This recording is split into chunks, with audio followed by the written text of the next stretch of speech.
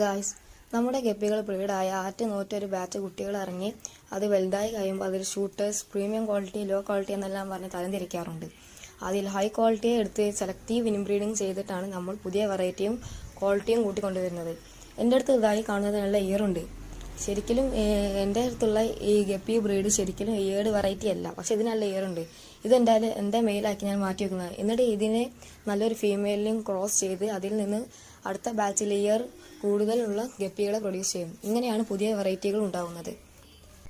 Inbreeding ശരിക്കും ഒരു പ്രശ്നമാണ്, എന്നാൽ സെലക്റ്റീവ് ഇൻബ്രീഡിങ് ഒരു പ്രശ്നമല്ല. സെലക്റ്റീവ് ഇൻബ്രീഡിങ് എന്ന് വെച്ചാൽ അതിൽ നമ്മൾ ഇറങ്ങുന്ന ബാച്ചിൽ ഏറ്റവും നല്ല ക്വാളിറ്റിയുള്ള മെയിലും ഫീമെയിലും ക്രോസ് ചെയ്ത് അതിൽ നിന്നുണ്ടാക്കുന്ന കുട്ടികൾ ആണ് സെലക്റ്റീവ് ഇൻബ്രീഡിങ് ബാച്ച് എന്ന് പറയുന്നത്.